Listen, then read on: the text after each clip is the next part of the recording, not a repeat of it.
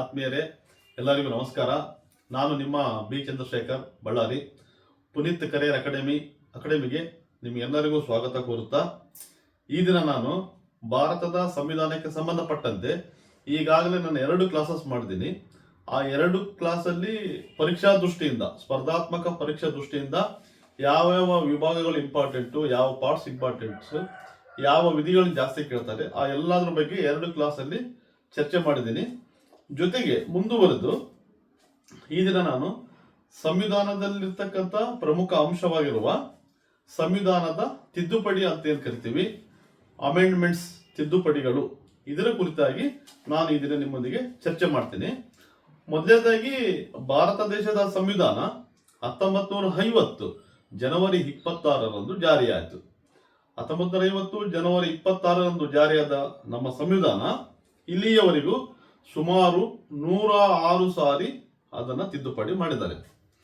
ಈ 106 ಸಾರಿ ಏನ್ ತಿದ್ದುಪಡಿ ಮಾಡಿದ್ದಾರೆ, ಈ ತಿದ್ದುಪಡಿಯಿಂದ ಏನಾಗಿದೆ ಅಂತಂದ್ರೆ, ಆಯಾ ಕಾಲಘಟ್ಟಕ್ಕೆ ತಕ್ಕಂತೆ ಬದಲಾವಣೆ ಜಗದ ನಿಯಮ ಅಂತ ಹೇಳ್ತಾರಲ್ಲ, ಆಯಾ ಕಾಲಘಟ್ಟಕ್ಕೆ ತಕ್ಕಂತೆ ರಾಜಕೀಯವಾಗಿ, ಶೈಕ್ಷಣಿಕವಾಗಿ, ಸಾಮಾಜಿಕವಾಗಿ, ಆರ್ಥಿಕವಾಗಿ ಏನೇನು ಬದಲಾವಣೆ ಬೇಕು, ಆ ಬದಲಾವಣೆ ಎಲ್ಲವನ್ನು ನಮ್ಮ ಭಾರತದ ಸಂವಿಧಾನ ಒಳಗೊಂಡಿದೆ. ಜೊತೆಗೆ ಸಂವಿಧಾನದ ತಿದ್ದುಪಡಿಗಳೊಂದಿಗೆ ನಮ್ಮ ಸಂವಿಧಾನ ತನ್ನ ಮೌಲ್ಯವನ್ನು ಹೆಚ್ಚಿಸಿಕೊಂಡಿದೆ ಮತ್ತು ಇನ್ನಷ್ಟು ಉತ್ಕೃಷ್ಟವಾಗಿದೆ. ಇದರ ಉದ್ದೇಶ ಏನು? ತಿದ್ದುಪಡಿಗಳೊಂದಿಗೆ ನಮ್ಮ ಜನರ ಆಶಯಗಳನ್ನು ಈಡೇರಿಸಲು ಬದ್ಧತೆಯಿಂದ ಕೆಲಸ ಮಾಡ್ತಾ ಇದೆ ಅಂತ ಹೇಳ್ಬೋದು. ಜೊತೆಗೆ ಸರ್, ಒಂದು ಎಕ್ಸಾಂಪಲ್ ಹೇಳಿದ್ರೆ ಏನು ತಿದ್ದುಪಡಿ ಅಥವಾ ಏನು ಬದಲಾವಣೆ ಅಂತಂದ್ರೆ, 1950 ಜನವರಿ 26ರಂದು ನಮ್ಮ ಸಂವಿಧಾನ ಜಾರಿಯಾದಾಗ ಈಗ ಏನ್ ಕರಿತೀವಿ GST ಟ್ಯಾಕ್ಸ್ ಇದೆಯಲ್ಲ, ಗೂಡ್ಸ್ ಸರ್ವಿಸ್ ಟ್ಯಾಕ್ಸ್, ಈ ಟ್ಯಾಕ್ಸ್ ಇದ್ದಿಲ್ಲ ಆಗ. ಇತ್ತೀಚಿನ ದಿನಗಳಲ್ಲಿ GST ಆಡ್ ಮಾಡಿದ್ದಾರೆ. ನಾವೆಲ್ಲರೂ ಕೂಡ GST ಟ್ಯಾಕ್ಸ್ ಅನ್ನ ಕಟ್ತಾ ಇದ್ದೀವಿ. ಸರ್ಕಾರ ಕೂಡ GST ಟ್ಯಾಕ್ಸ್ ಅನ್ನು ಪಡೆದುಕೊಂಡು ನಮಗೆ ಬೇಕಾಗಿರ್ತಕ್ಕಂಥ ಕಲ್ಯಾಣ ಕಾರ್ಯಗಳನ್ನು ಮಾಡ್ತಾ ಇದ್ದಾರೆ. ಅಂದ್ರೆ 1950ರಲ್ಲಿ ಏನು GST ಇದ್ದಿಲ್ಲ, ಹೊಸದಾಗಿ ಸೇರ್ಪಡೆ ಆಯ್ತು. ಈ ರೀತಿ ಆಯಾ ಕಾಲಘಟ್ಟಕ್ಕೆ ಬೇಕಾದ ವಿಷಯಗಳನ್ನ ಸಂವಿಧಾನಕ್ಕೆ ಸೇರಿಸಿ ಸಂವಿಧಾನವನ್ನು ಒಳ್ಳೆ ಸಮೃದ್ಧಿಯಾಗಿ ಮಾಡಿ ಅದರ ಮೌಲ್ಯವನ್ನು ಹೆಚ್ಚಿಗೆ ಮಾಡಿದ್ದಾರೆ ಅಂತ ಹೇಳ್ಬೋದು. ಹಾಗಾಗಿ ಈ ಸಂವಿಧಾನದ ತಿದ್ದುಪಡಿ ಬಗ್ಗೆ ನಾನು ಈ ದಿನ ನನ್ನ ಚರ್ಚೆಯನ್ನು ಮುಂದುವರಿಸ್ತೀನಿ. ಜೊತೆಗೆ ಈ ಸಂವಿಧಾನವನ್ನು ತಿದ್ದುಪಡಿ ಮಾಡುವ ಅಧಿಕಾರ ನಮ್ಮ ದೇಶದಲ್ಲಿ ಯಾರಿಗಿದೆ ಅಂತಂದ್ರೆ, ಭಾರತದ ಸಂಸತ್ತಿಗಿದೆ ನೋಡ್ರಿ. ಅಂದ್ರೆ ಭಾರತದ ದೇಶದ ಸಂಸತ್ತು ಮಾತ್ರ ಸಂವಿಧಾನದ 368ನೇ ವಿಧಿ ಪ್ರಕಾರ ಸಂವಿಧಾನವನ್ನು ತಿದ್ದುಪಡಿ ಮಾಡಬಹುದು. ಈ ವಿಧಿಯ ಬಗ್ಗೆ ಬಹಳಷ್ಟು ಸಾರಿ ಪರೀಕ್ಷೆಯಲ್ಲಿ ಪ್ರಶ್ನೆ ಆಗಿದೆ. ಈ ಕೆಳಗಿನ ಯಾವ ವಿಧಿಯ ಪ್ರಕಾರ ಸಂಸತ್ತು ಸಂವಿಧಾನವನ್ನು ತಿದ್ದುಪಡಿ ಮಾಡುತ್ತಂತ ಕೇಳಿದರೆ, 368ನೇ ವಿಧಿ ಪ್ರಕಾರ ಸಂಸತ್ತು ಸಂವಿಧಾನವನ್ನು ತಿದ್ದುಪಡಿ ಮಾಡುವ ಅಧಿಕಾರವನ್ನು ಹೊಂದಿದೆ. ಹಾಗಾದರೆ ಸಂವಿಧಾನ ತಿದ್ದುಪಡಿ ವಿಧಾನವನ್ನು ಭಾರತ ದೇಶ ಯಾವ ದೇಶದಿಂದ ಎರವಲು ಪಡೆದಿದೆ ಅಂತ ಕೇಳಿದ್ದಾರೆ ಬಹಳ ಸರಿ ಪರೀಕ್ಷೆಗೆ.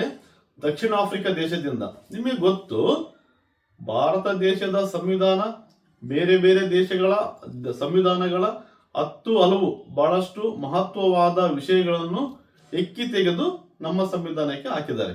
ಅದೇ ರೀತಿ ಸಂವಿಧಾನವನ್ನು ತಿದ್ದುಪಡಿ ಮಾಡುವ ವಿಧಾನವನ್ನ ದಕ್ಷಿಣ ಆಫ್ರಿಕಾ ದೇಶದ ಸಂವಿಧಾನದಿಂದ ನಮ್ಮ ದೇಶದ ಸಂವಿಧಾನಕ್ಕೆ ಎರವಲು ಪಡೆದಿದ್ದಾರೆ. ಈಗೇನಾಯ್ತು, 368ನೇ ವಿಧಿ ಆಯ್ತು, ದಕ್ಷಿಣ ಆಫ್ರಿಕಾ ದೇಶ ಆಯ್ತು. ನೆಕ್ಸ್ಟ್, ಈ ಸಂವಿಧಾನ ತಿದ್ದುಪಡಿ ಮಾಡುವಾಗ ಕೆಲವು ನಿಯಮಗಳನ್ನ ಪಾಲನೆ ಮಾಡಬೇಕು. ಏನು ನಿಯಮಗಳಂತಂದ್ರೆ, ಸಂಸತ್ನ 2 ಸದನಗಳು, ಒಂದು ಮೇಲ್ಮನೆ, ಒಂದು ಕೆಳಮನೆ, ಲೋಕಸಭೆ ಮತ್ತು ರಾಜ್ಯಸಭೆ. ಈ ಲೋಕಸಭೆ ಮತ್ತು ರಾಜ್ಯಸಭೆಯಲ್ಲಿ ಸಂವಿಧಾನ ತಿದ್ದುಪಡಿಯ ಮಸೂದೆಯನ್ನ ಪ್ರತ್ಯೇಕವಾಗಿ ಅನುಮತಿ ಪಡೆಯಬೇಕು. ಅಂದ್ರೆ ಲೋಕಸಭೆಯಲ್ಲಿ ಪಡೆದ ನಂತರ ರಾಜ್ಯಸಭೆಯಲ್ಲಿ ಕೂಡ ಅನುಮತಿ ಪಡೆಯಬೇಕು. ಒಂದು ಸದನದಲ್ಲಿ ಅನುಮತಿ ಪಡೆದು ಇನ್ನೊಂದು ಸದನದಲ್ಲಿ ಅನುಮತಿ ಪಡೆಯಲು ವಿಫಲವಾದರೆ ಅದು ಮಸೂದೆಯನ್ನು ಒಪ್ಪುವಂತಿಲ್ಲ. 2 ಸದನಗಳಲ್ಲಿ ಪ್ರತ್ಯೇಕವಾಗಿ ಅನುಮತಿ ಪಡೆಯಬೇಕು. ಆದರೆ ಯಾವುದೇ ಕಾರಣಕ್ಕೂ ಜಂಟಿ ಅಧಿವೇಶನವನ್ನು ಮಾಡುವಂತಿಲ್ಲ. ನೆನಪಿಟ್ಟುಕೊಳ್ಳಿ, ಹಣಕಾಸು ಮಸೂದೆ, ಸಾಮಾನ್ಯ ಮಸೂದೆಗಳಿಗೆ ಜಂಟಿ ಅಧಿವೇಶನವನ್ನು ಕರೀಬಹುದು.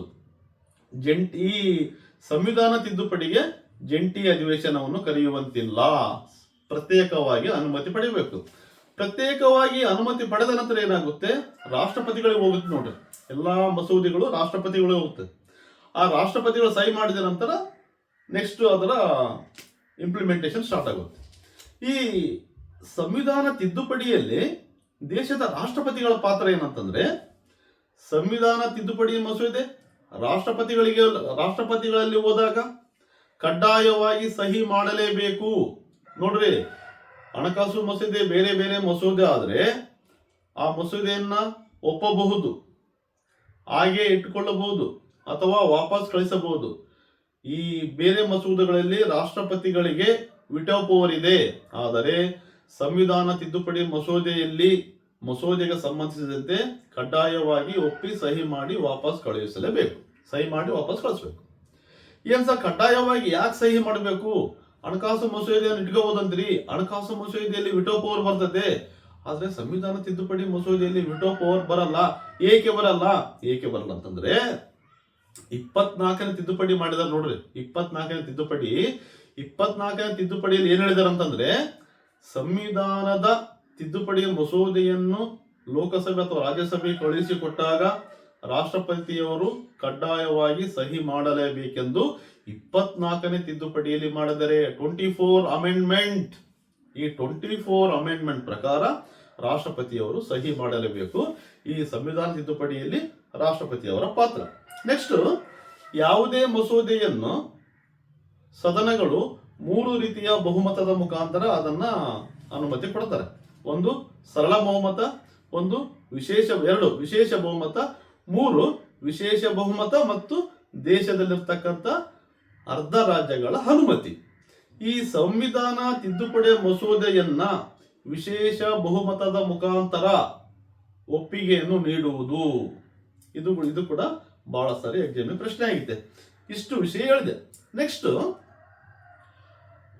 1973ರ ಶ್ರೀ ಕೇಶವಾನಂದ ಭಾರತಿ ಸ್ವಾಮೀಜಿ ವರ್ಸಸ್ ಕೇರಳ ರಾಜ್ಯದ ಒಂದು ಪ್ರಕರಣ ತುಂಬಾ ಇಂಪಾರ್ಟೆಂಟ್. ಸಂವಿಧಾನದಲ್ಲಿ ಪ್ರಕರಣಗಳು ತುಂಬಾ ಇಂಪಾರ್ಟೆಂಟ್. ಈ ಪ್ರಕರಣ ಏಕೆ ಇಂಪಾರ್ಟೆಂಟ್ ಅಂತ ಹೇಳ್ತೀನಿ. 1967ರಲ್ಲಿ ಒಂದು ಗೋಲಾಕ್ನಾಥ್ ಪ್ರಕರಣ ಆಗುತ್ತೆ. ಗೋಲಾಕ್ನಾಥ್ ಅನ್ನೋದು ಅದೊಂದು ಪ್ರಕರಣ. ಈ ಗೋಲಾಕ್ನಾಥ್ ಪ್ರಕರಣದಲ್ಲಿ ಸುಪ್ರೀಂ ಕೋರ್ಟ್ ಏನ್ ಆರ್ಡರ್ ಮಾಡುತ್ತಂತಂದ್ರೆ, ಸಂಸತ್ತು ಸಂವಿಧಾನದ ಮೂಲಭೂತ ಹಕ್ಕುಗಳನ್ನ ತಿದ್ದುಪಡಿ ಮಾಡುವಂತಿಲ್ಲ ಅಂತ ಹೇಳುತ್ತೆ ನೋಡ್ರಿ. ಮೂಲಭೂತ ಹಕ್ಕುಗಳನ್ನು ಬಿಟ್ಟು ಬೇರೆ ಭಾಗವನ್ನು ತಿದ್ದುಪಡಿ ಮಾಡಬಹುದು ಅಂತ ಹೇಳಿತು. ಆದರೆ 1973ರಲ್ಲಿ ಶ್ರೀ ಕೇಶವಾನಂದ ಭಾರತಿ ಸ್ವಾಮೀಜಿ ಪ್ರಕರಣದಲ್ಲಿ ಸುಪ್ರೀಂ ಕೋರ್ಟ್ ಸಂಸತ್ತು ಸಂವಿಧಾನದ ಯಾವುದಾದ್ರೂ ಭಾಗವನ್ನು ತಿದ್ದುಪಡಿ ಮಾಡಬಹುದು. ಆದರೆ ಏನ್ ಮಾಡಿದ್ರು, ಮೂಲ ರಚನೆಗೆ ಧಕ್ಕೆಯಾಗಬಾರದು.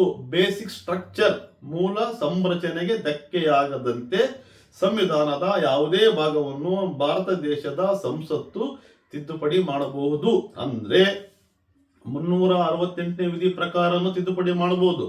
ಇಲ್ಲಿ ಇನ್ನಷ್ಟು ಕೇಶವಾನಂದ ಭಾರತಿ ಪ್ರಕರಣದಿಂದ ನಮ್ಮ ಪಾರ್ಲಿಮೆಂಟ್ಗೆ ಇನ್ನಷ್ಟು ಶಕ್ತಿ ಬಂತು ನೋಡ್ರಿ. ಏನು, ಗೋಲಾಕ್ನಾಥ್ ಪ್ರಕರಣದಲ್ಲಿ ಮೂಲಭೂತ ಹಕ್ಕುಗಳನ್ನು ತಿದ್ದುಪಡಿ ಮಾಡಬೇಡ ಅಂತ ಹೇಳಿತ್ತು. ಆದ್ರೆ ಕೇಶವಾನಂದ ಭಾರತಿ ಪ್ರಕರಣದಲ್ಲಿ ಸಂವಿಧಾನದ ಯಾವುದಾದ್ರೂ ಭಾಗವನ್ನು ತಿದ್ದುಪಡಿ ಮಾಡ್ರಿ, ಆದರೆ ಬೇಸಿಕ್ ಸ್ಟ್ರಕ್ಚರ್ಗೆ ಏನು ಆಗಬಾರ್ದು ಅಂತ ಹೇಳಿ.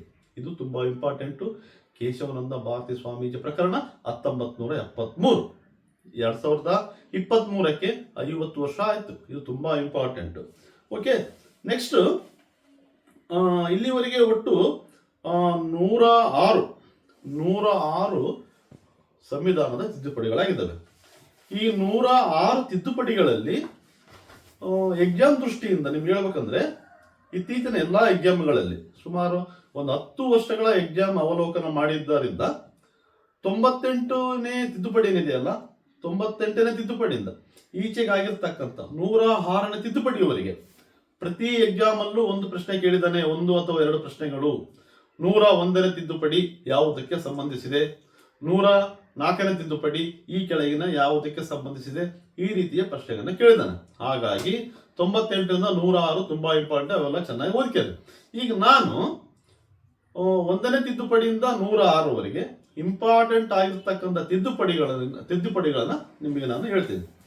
ಈಗ ಹೇಳಿದೆ, 1950 ಜನವರಿ 26 ಭಾರತ ದೇಶ ಸಂವಿಧಾನ ಜಾರಿಯಾದ ನಂತರ 1951ರಲ್ಲಿ ನಮ್ಮ ದೇಶದ ಸಂವಿಧಾನಕ್ಕೆ ಮೊದಲ ತಿದ್ದುಪಡಿ ಆಯಿತು. 1951. ಈ ಒಂದನೇ ತಿದ್ದುಪಡಿಯಲ್ಲಿ ಏನ್ ಮಾಡಿದ್ರು ಅಂತಂದ್ರೆ 15ನೇ ವಿಧಿ, 19ನೇ ವಿಧಿ, 85ನೇ ವಿಧಿ, 87ನೇ ವಿಧಿ, ಈ 4 ವಿಧಿಗಳಿಗೆ ತಿದ್ದುಪಡಿ ಮಾಡಿದ್ರು. ಜೊತೆಗೆ 31A ಮತ್ತು B ಅಂತ 2 ಸೇರ್ಪಡೆ ಮಾಡಿದ್ರು. ನೋಡಿ, ನಮ್ಮ ಸಂವಿಧಾನದ ಯಾವುದೇ ಭಾಗದಲ್ಲಿ A ಮತ್ತು B ಅಂತ ಬಂದಾಗ, ಅಥವಾ ನಮ್ದು 371J ಅಂದ್ರೆ ಈ J ನಮ್ಮಂದ್ರ ಆಲ್ಫಾಬೆಟಿಕಲ್ ವರ್ಡ್ಸ್ ಬಂದಾಗ, ಆ alphabetical words it is indicate of ಹೊಸ ಸೇರ್ಪಡೆ. ನೆನಪಿಟ್ಟಿದ್ದಾರೆ, ಸಂವಿಧಾನ ಆರಂಭದಲ್ಲಿ ಜಾರಿಯಾದಾಗ ಯಾವುದೇ 371J, 371A, 31A ಇವ್ಯಾವ ಇದ್ದಿಲ್ಲ. 371J ಅಂದ್ರೆ ಹೊಸ ಸೇರ್ಪಡೆ ಅಂತ ಅರ್ಥ. 21A ಅಂತ ಬರುತ್ತೆ ನೋಡ್ರಿ, ಅದು ಹೊಸ ಸೇರ್ಪಡೆ ಅಂದ್ರೆ ಅಮೆಂಡ್ಮೆಂಟ್ ಆದ ಮುಖಾಂತರ ಸೇರ್ಪಡೆ ಆಗಿದ್ದಂತ ಅರ್ಥ. ಇಲ್ಲಿ ಒಂದನೇ ತಿದ್ದುಪಡಿಯಲ್ಲಿ ಲ್ಯಾಂಡ್ ರಿಫಾರ್ಮ್ಸ್ ಅಂತ ಏನ್ ಕರಿತೀವಿ, ಭೂ ಸುಧಾರಣೆ ಅಂತ ಏನ್ ಕರಿತೀವಿ, ಆ ಭೂ ಸುಧಾರಣೆಗೆ ಸಂಬಂಧಪಟ್ಟಂತೆ 15, 19, 85, 87 ವಿಧಿಗಳನ್ನು ತಿದ್ದುಪಡಿ ಮಾಡಿದ್ರು. ಈ ತಿದ್ದುಪಡಿ ಮಾಡಿ ಭೂ ಸುಧಾರಣೆಗೆ ಸಂಬಂಧಪಟ್ಟಂತೆ ರಾಜ್ಯ ಸರ್ಕಾರಗಳಿಗೆ ಹೆಚ್ಚಿನ ಅಧಿಕಾರವನ್ನು ನಮ್ಮ ಸಂವಿಧಾನ ನೀಡಿತು. ನೆಕ್ಸ್ಟ್, ಇದು ಒಂದೇ ತಿದ್ದುಪಡಿ. ನೆಕ್ಸ್ಟ್, ಅದೇ ದೃಷ್ಟಿಯಲ್ಲಿ 7ನೇ ತಿದ್ದುಪಡಿ ತುಂಬಾ ಇಂಪಾರ್ಟೆಂಟ್. ಏನ್ ಹೇಳುತ್ತೆ 7ನೇ ತಿದ್ದುಪಡಿ ಅಂದ್ರೆ 1956 ನವೆಂಬರ್ 1ರಂದು 7ನೇ ತಿದ್ದುಪಡಿ ಜಾರಿಯಾಯಿತು. ಅಲ್ಲಿಯವರೆಗೂ ಭಾರತ ದೇಶದಲ್ಲಿ ರಾಜ್ಯಗಳು ABCD ಅಂತ 4 ವಿಧವಾದ ರಾಜ್ಯಗಳಿದ್ವು. A ರಾಜ್ಯ, B ರಾಜ್ಯ, C ರಾಜ್ಯ, D ರಾಜ್ಯ. 1956 ನವೆಂಬರ್ 1ರಿಂದ ಏನಾಯ್ತು, ನಮ್ಮ ದೇಶದ ರಾಜ್ಯಗಳನ್ನ 14 ರಾಜ್ಯಗಳನ್ನಾಗಿ ಮಾಡಿದ್ರು, 6 ಕೇಂದ್ರಾಡಳಿತ ಪ್ರದೇಶ ಮಾಡಿದ್ರು. ನೋಡ್ರಿ, ಯಾವಾಗ 1956ರಾಗ. ಅದಕ್ಕೂ ಮುಂಚೆ 4 ವಿಧವಾದ ರಾಜ್ಯಗಳು ABCD 56 ನವೆಂಬರ್ 1ರಿಂದ ರಾಜ್ಯಗಳಾಗಿ ಮಾಡಿದ್ರು. 14 ರಾಜ್ಯಗಳು, 6 ಕೇಂದ್ರಾಡಳಿತ ಪ್ರದೇಶಗಳು. ನಮ್ಮ ಕರ್ನಾಟಕ ಕೂಡ ಮೈಸೂರು ರಾಜ್ಯವಾಗಿ 1956 ನವೆಂಬರ್ 1ರಂದು ಅಸ್ತಿತ್ವಕ್ಕೆ ಬಂತು. ಟೋಟಲ್ 14 ರಾಜ್ಯಗಳು. ನೆಕ್ಸ್ಟ್, ಈ ರಾಜ್ಯಗಳು ಏನು ಆಯ್ತಲ್ಲ, 14 ರಾಜ್ಯ, 6 ಕೇಂದ್ರಾಡಳಿತ ಪ್ರದೇಶ ಆಯ್ತಲ್ಲ, ಅದೇ 7ನೇ ತಿದ್ದುಪಡಿಯಲ್ಲಿ ಒಂದು ರಾಜ್ಯಕ್ಕೆ ಒಬ್ಬ ರಾಜ್ಯಪಾಲರು ಅಂತ ನಿಮಗೆಲ್ಲ ಗೊತ್ತು. ಕೆಲ ಸಮಯದಲ್ಲಿ ಒಬ್ಬ ರಾಜ್ಯಪಾಲರನ್ನ 1 ಅಥವಾ 1ಕ್ಕಿಂತ ಹೆಚ್ಚು ರಾಜ್ಯಗಳಿಗೆ ರಾಜ್ಯಪಾಲರನ್ನಾಗಿ ನೇಮಕ ಮಾಡಬಹುದು. 1 ರಾಜ್ಯಕ್ಕಿಂತ ಹೆಚ್ಚು ರಾಜ್ಯಗಳಿಗೆ ರಾಜ್ಯಪಾಲರನ್ನು ನೇಮಕ ಮಾಡಬಹುದು. ಯಾವುದರ ಮುಖಾಂತರ 7ನೇ ತಿದ್ದುಪಡಿಯಲ್ಲಿ ಅದಕ್ಕೆ ಅಧಿಕಾರ ಬಂತು. ನೋಡ್ರಿ, ಅಂದ್ರೆ ಈ ಕೇಳಬಹುದು ಎಕ್ಸಾಮಿಗೆ, ಒಬ್ಬ ರಾಜ್ಯಪಾಲರನ್ನು 1ಕ್ಕಿಂತ ಹೆಚ್ಚು ರಾಜ್ಯಗಳಿಗೆ ರಾಜ್ಯಪಾಲರನ್ನು ನೇಮಕ ಮಾಡಲು ಈ ಕೆಳಗಿನ ಯಾವ ತಿದ್ದುಪಡಿ ಸಹಾಯ ಮಾಡುತ್ತದೆ ಅಂತ ಕೇಳಬಹುದು. 7ನೇ ತಿದ್ದುಪಡಿ ಮುಖಾಂತರ ರಾಜ್ಯಪಾಲರು 1ಕ್ಕಿಂತ ಹೆಚ್ಚು ರಾಜ್ಯಗಳಿಗೆ ರಾಜ್ಯಪಾಲರಾಗಿ ಅಧಿಕಾರವನ್ನು ನಡೆಸಬಹುದು. ನೆಕ್ಸ್ಟ್, 9ನೇ ತಿದ್ದುಪಡಿ, 1 ಆಯ್ತು, 7 ಆಯ್ತು, 9ನೇ ತಿದ್ದುಪಡಿ. 9ನೇ ತಿದ್ದುಪಡಿ ತುಂಬಾ ಇಂಪಾರ್ಟೆಂಟ್. ಈ 9ನೇ ತಿದ್ದುಪಡಿ ಬಹಳಷ್ಟು ಸಾರಿ ಪರೀಕ್ಷೆಗೆ ಪ್ರಶ್ನೆ ಆಗಿದೆ. ಏನು, ಪಶ್ಚಿಮ ಬಂಗಾಳದಲ್ಲಿ ಬೆರುಬಾರಿ ಅಂತ ಒಂದು ಪ್ರದೇಶ ಇತ್ತು. ಪಶ್ಚಿಮ ಬಂಗಾಳದಲ್ಲಿ ಬೆರುಬಾರಿ ಅಂತ ಒಂದು ಪ್ರದೇಶ. ಈ ಬೆರುಬಾರಿ ಪ್ರದೇಶವನ್ನು ಸಹಿತ ಅಸ್ಸಾಂ, ಪಂಜಾಬ್, ತ್ರಿಪುರಾ ರಾಜ್ಯದ ಕೆಲ ಪ್ರದೇಶಗಳನ್ನು ಸೇರಿಸಿ ಪಾಕಿಸ್ತಾನಕ್ಕೆ ಹಸ್ತಾಂತರ ಮಾಡಿದರು. ಇದು ಏಕೆ ಮಾಡಿದ್ರು ಅಂದ್ರೆ 1958ರ ಭಾರತ ಪಾಕಿಸ್ತಾನದ ಒಪ್ಪಂದದ ಪ್ರಕಾರ ಪಶ್ಚಿಮ ಬಂಗಾಳದ ಬೆರುಬಾರಿ ಪ್ರದೇಶ, ಅಸ್ಸಾಂ, ತ್ರಿಪುರಾ ಮತ್ತು ಪಂಜಾಬ್ನ ಕೆಲ ಪ್ರದೇಶಗಳನ್ನ ಪಾಕಿಸ್ತಾನಕ್ಕೆ ಹಸ್ತಾಂತರ ಮಾಡಿದರು. ಎಕ್ಸಾಮ್ ಏನ್ ಕೇಳಿದರೆ, ಬೆರುಬಾರಿ ಪ್ರದೇಶವನ್ನ ಪಾಕಿಸ್ತಾನಕ್ಕೆ ಈ ಕೆಳಗಿನ ಯಾವ ತಿದ್ದುಪಡಿಯ ಮುಖಾಂತರ ಹಸ್ತಾಂತರ ಮಾಡಿದ್ರು ಅಂತ ಕೇಳಿದ್ರೆ ನೋಡ್ರಿ, 9ನೇ ತಿದ್ದುಪಡಿ. 1ನೇ ತಿದ್ದುಪಡಿ ಲ್ಯಾಂಡ್ ರಿಫಾರ್ಮ್ಸ್ ಸಂಬಂಧಪಟ್ಟಿದ್ದು, 7ನೇ ತಿದ್ದುಪಡಿ ಸ್ಟೇಟ್ಗೆ ಸಂಬಂಧಪಟ್ಟಿದ್ದು, 9ನೇ ತಿದ್ದುಪಡಿ ಬೆರುಬಾರಿ ಪ್ರಕರಣಕ್ಕೆ ಸಂಬಂಧಪಟ್ಟಿದ್ದು. ನೆಕ್ಸ್ಟ್ 9 ಆದ ನಂತರ 12ನೇ ತಿದ್ದುಪಡಿ ಇಂಪಾರ್ಟೆಂಟ್ ನೋಡ್ರಿ. 12ನೇ ತಿದ್ದುಪಡಿ ಏನ್ ಹೇಳುತ್ತಂತಂದ್ರೆ, ಗೋವಾ ರಾಜ್ಯ ಇದೆಯಲ್ಲ, 1947 ನಲ್ಲಿ ನಾವು ಇಂಡಿಪೆಂಡೆನ್ಸ್ ಪಡೆದ್ರು. ಗೋವಾ ರಾಜ್ಯ 1961ರವರೆಗೆ ಭಾರತ ದೇಶದ ಒಕ್ಕೂಟಕ್ಕೆ ಸೇರ್ಪಡೆ ಆಗಿದ್ದಿಲ್ಲ. ಏಕೆ ಆಗಿದ್ದ ಸರ್ ಅಂದ್ರೆ, ಪೋರ್ಚುಗೀಸರ ಆಳ್ವಿಕೆ ಮಾಡ್ತಾ ಇದ್ರು.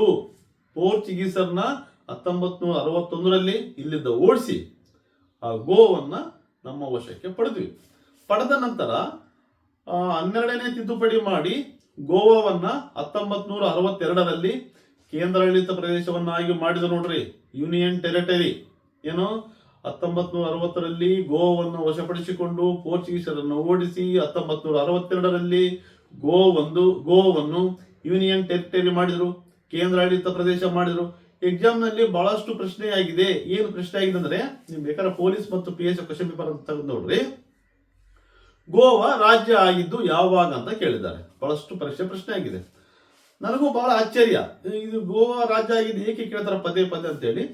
ಅದರ ಓದಿ ನನಗೆ ಗೊತ್ತಾಗಿದೆ ಏನಂದ್ರೆ, ಗೋವಾ ರಾಜ್ಯ ಆಗಿದ್ದು 1987, 1987ರಲ್ಲಿ. ನೀವು ಈ ಪೂರ್ತಿಯಾಗಿ ತಿಳ್ಕೊಂಡ್ರಿ. 1961ರವರೆಗೆ ಗೋವಾ ಪೋರ್ಚುಗೀಸರ ಕೈಯಾಗಿತ್ತು. 1962ರಲ್ಲಿ ಯೂನಿಯನ್ ಟೆರಿಟರಿ ಆಯ್ತು. 1987ರಾಗ ಸ್ಟೇಟ್ ಆಯ್ತು. ನೀವು ಬುಕ್ದಲ್ಲಿ ಓದಿದ್ರೆ ತಿಳ್ಕೊಂಡ್ರು ಓಕೆ, ಈ ಕ್ಲಾಸ್ ಮುಖಾಂತರ ತಿಳ್ಕೊಂಡ್ರು ಓಕೆ. ಒಂದು ವೇಳೆ ನೀವು ಇದನ್ನು ಪೂರ್ತಿಯಾಗಿ ತಿಳ್ಕೊಂಡಿಲ್ಲ ಅಂದ್ರ ನೀವು ತಪ್ಪು ಉತ್ತರ ಹಾಕೋ ಚಾನ್ಸಸ್ ಜಾಸ್ತಿ ಇರ್ತದೆ. ಯಾಕಂದ್ರೆ 1961ರಾಗ ಗೋವಾ ವಿಮೋಚನೆ ಆಯ್ತು. 1962ರಲ್ಲೇ ಗೋವಾ ರಾಜ್ಯ ಆಗಿರ್ಬೋದು ಅಂತ ನಿಮಗೆ ಅನಿಸ್ತದೆ. ಆದ್ರೆ 1962ರಲ್ಲಿ ಯೂನಿಯನ್ ಟೆರಿಟರಿ ಆಯ್ತು. 1987ರಲ್ಲಿ ಗೋವಾ ರಾಜ್ಯ ಆಯ್ತು. ಹೀಗೆ ಈ ರಾಜ್ಯಗಳ ರಚನೆ ಬಗ್ಗೆ ಸಹಿತ ಬೇರೆ ಬೇರೆ ಪ್ರಮುಖವಾದ ತಿದ್ದುಪಡಿಗಳನ್ನ ಚೆನ್ನಾಗಿ ಓದ್ಕೇರಿ. ಈ ತಿದ್ದುಪಡಿಗಳನ್ನ ಯಾಕೆ ಹೇಳ್ತಾರಂತಂದ್ರೆ, ನೀವೇನು ಮುಂಬರುವ ಆಫೀಸರ್ಸ್ ಆಗ್ತಕ್ಕಂಥ ಸಿಬ್ಬಂದಿ ಇದೀರಲ್ಲ, ನೀವೆಲ್ಲ ಪೊಲೀಸು, PSI, KS, ನಿಮಗೆ ದೇಶದ ಸಮಗ್ರ ಇತಿಹಾಸ, ಸಮಗ್ರ ಚಿತ್ರಣ ನಿಮಗೆ ಗೊತ್ತಿರಬೇಕು. ಯಾವ ರಾಜ್ಯ ಯಾವಾಗ ಆಯ್ತು, ಮತದಾನ ವಯಸ್ಸು 21 ಇತ್ತು, 18 ಇತ್ತು, 21 ಇತ್ತು, 18 ಮಾಡಿದ್ರು. 21 ಇದ್ದದ್ದು 18 ಮಾಡಿದ್ದು ಯಾವಾಗ ಅಂತ ನೀವು ತಿಳ್ಕೋಬೇಕು. 21A ಅಂತ ಇದೆ, 21A ಯಾವಾಗ ಸೇರಿಸಿರಂತ ಗೊತ್ತಾಗಬೇಕು. ಅಂದ್ರೆ ಈ ತಿದ್ದುಪಡಿಗಳು ನೀವು ಯಾಕೆ ಓದ್ಬೇಕಂದ್ರೆ, ಪರೀಕ್ಷಾ ದೃಷ್ಟಿಯಿಂದನೂ ಇಂಪಾರ್ಟೆಂಟು. ನಿಮಗೆ ಇತಿಹಾಸ ಗೊತ್ತಿದ್ರೆ ನೀವು ಏನು ಮುಂಬರುವ ಅಧಿಕಾರಿಗಳಾದಾಗ ಚೆನ್ನಾಗಿ ಆಡಳಿತ ನಡೆಸೋಕ್ಕೂ ತುಂಬಾ ಇಂಪಾರ್ಟೆಂಟ್ ಅಂತ ಹೇಳ್ತಾ, ಇಲ್ಲಿಗೆ ಈ ತಿದ್ದುಪಡಿಗಳ ತರಗತಿಯನ್ನು ಮುಗಿಸ್ತೀನಿ. ಇದರ ಮುಂದುವರೆದ ಭಾಗ ಇನ್ನೂ ಇದೆ. ಇನ್ನೊಂದು 1 or 2 ಕ್ಲಾಸಸ್ ಆಗ್ಬೋದು. ಅಮೆಂಡ್ಮೆಂಟ್ಸ್, ಕಾನ್ಸ್ಟಿಟ್ಯೂಷನ್ ಅಮೆಂಡ್ಮೆಂಟ್ಸ್, ಇನ್ನೊಂದು 2 ತರಗತಿಯಲ್ಲಿ ತಿದ್ದುಪಡಿಯನ್ನು ಕಂಪ್ಲೀಟ್ ಮಾಡ್ತು. ಈ ವಿಡಿಯೋ ಕೇಳಿದವರು ಅಥವಾ ಕ್ಲಾಸ್ ಕೇಳಿದವರು ನಿಮಗೆ ಚೆನ್ನಾಗಿದೆ ಅಂತ ಅನಿಸಿದ್ರೆ ನಿಮ್ಮ ಫ್ರೆಂಡ್ಸಿಗೂ ಕೂಡ ಶೇರ್ ಮಾಡ್ರಿ ಅಂತ ಹೇಳ್ತಾ, ಎಲ್ಲರಿಗೂ ನಮಸ್ತೆ, ಥ್ಯಾಂಕ್ ಯು, ಧನ್ಯವಾದಗಳು.